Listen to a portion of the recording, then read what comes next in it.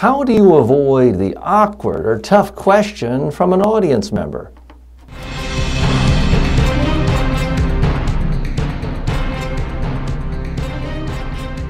Speaking, the show about effective speaking in public, to the media, at work, and in life.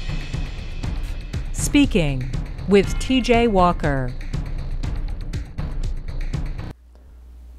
Joe writes in with the following comments and question. He's a regular viewer of the program on YouTube. Hi TJ, I've received more value than expected from you. My humble appreciation. Well, thanks for watching, Joe.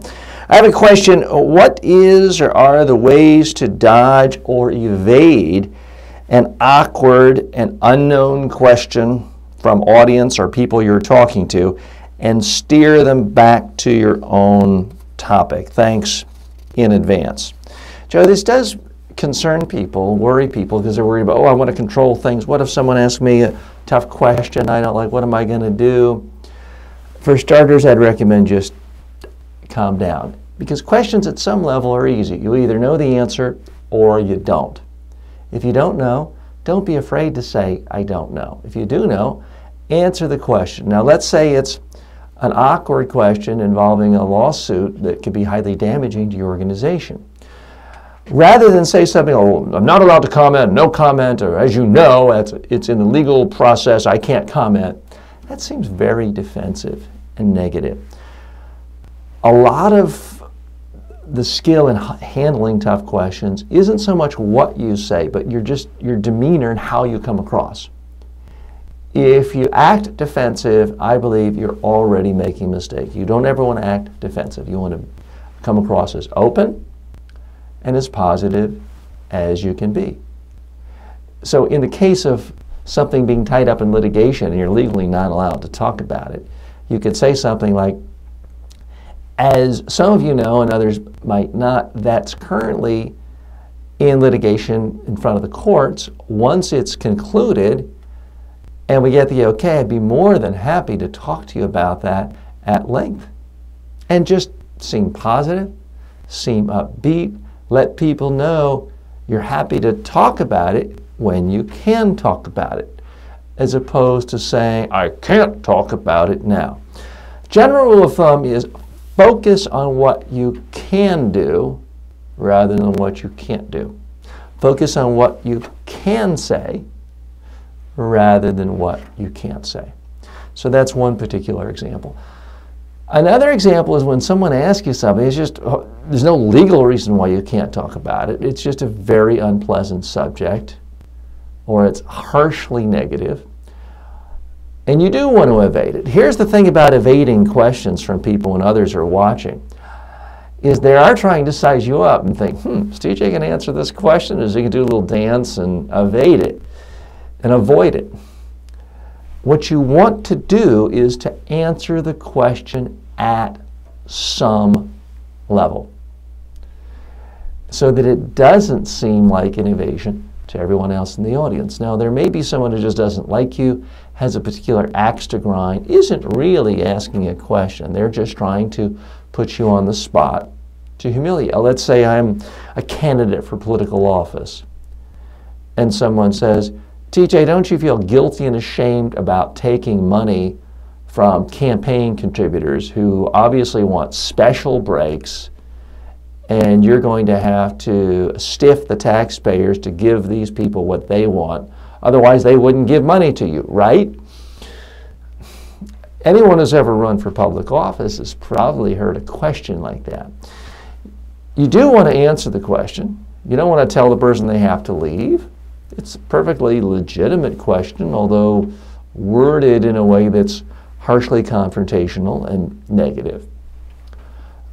But you've got to answer it on your own terms. So much of getting good at this is in real time, listening to the question carefully, and then rewriting the question. This applies to questions from reporters as well as people at a public forum. You need to rewrite the question to neutralize it, to make it an easy question. You can't completely ignore the question and say what you want to say, you've got, because then that's going to strike people as innovation. You have to rewrite it. So if someone basically says, aren't you this horrible prostitute for taking money from big companies to fund your campaign because you're going to have to really harm voters once you're in office, just rewrite the question to tell me about how you're funding your campaign. Now it's an easy question. Now it is a neutral question. Now you can answer it with, and I'm not running for office, nor am I planning on it.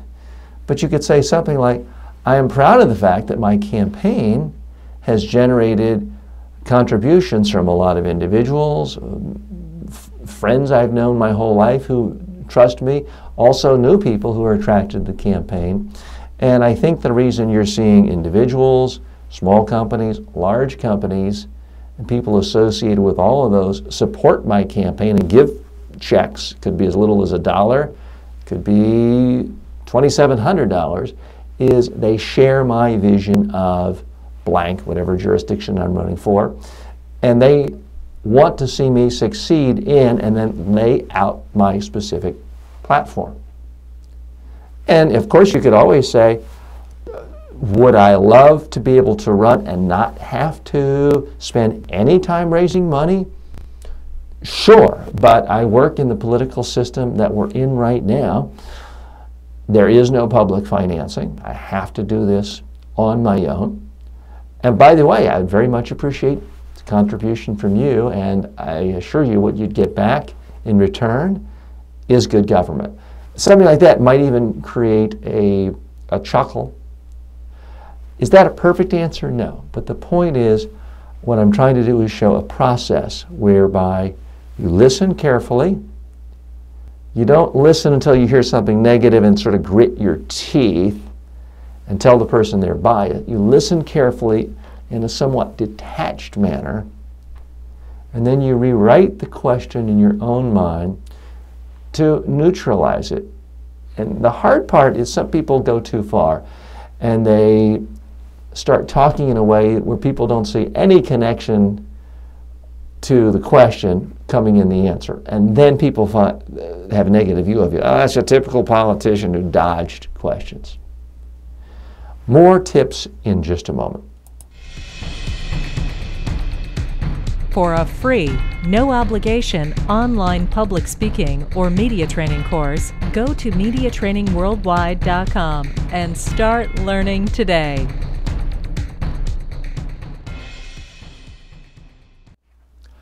Here's a question that came from Eric, one of our regular viewers on the YouTube platform. Eric writes in, TJ, what's the best thing to eat for breakfast before a media interview or a speech?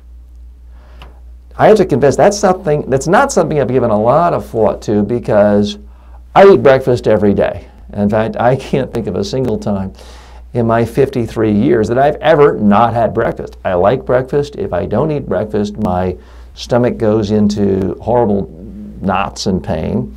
I wouldn't be able to do much of anything. So I don't eat any differently. I eat breakfast. Sometimes I eat a big bowl of fruit with yogurt and granola. Sometimes I eat an egg on top of whole wheat. Sometimes I eat pancakes. It really just depends.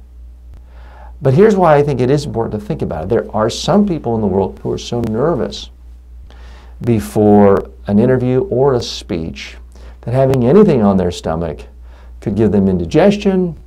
It might make them more likely to throw up. It could just give them a stomach ache. So I think you're on the right track of thinking about it. Everybody is different. There are some people, I believe it was Ronald Reagan who said he never liked to eat before speaking. He liked to do it on an empty stomach. There are some athletes like that. I believe it's Pancho Segura, a very famous tennis player from the 60s, famously just didn't eat before a match and would rather play hungry. He'd eat later afterwards. Everyone is different. People, and I'm certainly not a professional tennis player, but I play every Thursday night at my home with a group of guys who come over. It's 6:30, I'm always, 6:20, I'm gulping down a big dinner because I don't want to be hungry. Other people are looking at me like, how can you do that? How can you play on a full stomach? That's crazy. Everybody is different. So you need to know yourself, and you need to give some real thought to what puts you in an optimum physical state. Because when you are giving a speech, when you are giving an interview, there are going to be other tensions. There's going to be things that will make you nervous. The last thing you want to think about is, are you too hungry, too full? Is your stomach rumbling? I mean, that's frankly my concern. If my stomach is rumbling, I wouldn't be able to focus on my audience or the reporter. Other people, complete opposite. So know what helps you come across you're most comfortable and eat accordingly. Don't try anything new or fancy. So if you are at a banquet and you're speaking afterwards and there's something you've never seen before, for all you know, you might have an allergic reaction. That is not the time I would try something brand new. I'm TJ Walker. Thanks for joining me. As always, may all of your presentations in life be a huge success. Speaking with TJ Walker is the #1 rated daily streaming TV and radio show devoted to all aspects of speaking and communication. If you received value from this show, then please subscribe to it at MediaTrainingWorldwide.com. Please review the show, leave comments, and share it with your friends and colleagues today.